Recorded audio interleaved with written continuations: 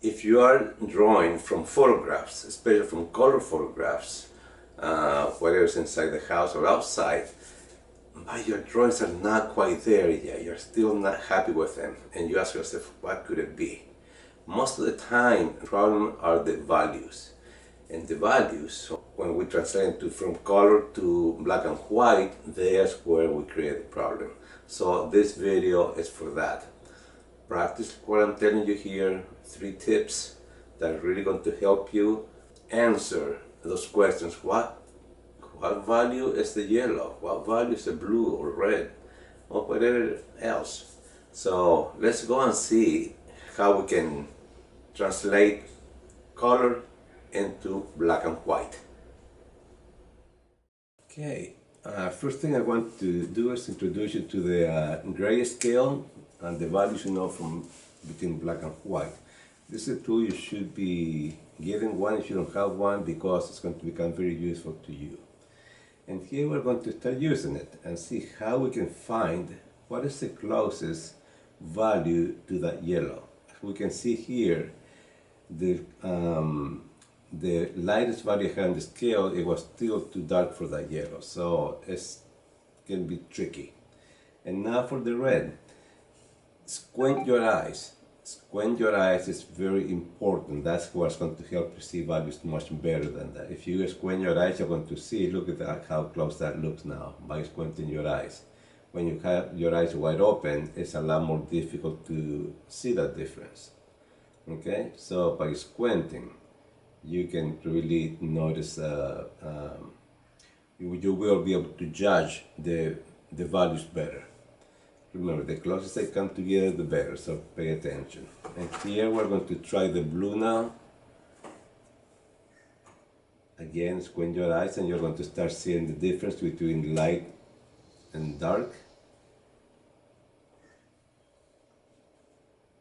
That's pretty close. And now we're going to see it through the viewfinder. And the viewfinder has a red film in it. That way we can see only monochrome, and we will be able to see values and judge the values much better. As you can see there, look at the value. The blue looks so different without the filter, but once you put it on, you can see that is the right value, even though it looks so dark without this the viewfinder.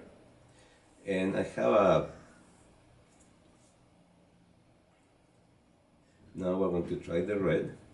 Same thing, we put the viewfinder on top, and you can see how the red also is different than the blue. It's this is the lighter side of the scale, and we'll start moving to the left side, to the lighter side. And look how we're just finding about the right value for the red. Look at that, almost perfect there. So that's a nice tool to use, this viewfinder. It's going to really help you because it is deceiving when it comes, just using your bare eyes to judge the colors and values and value ranges. So very useful to have.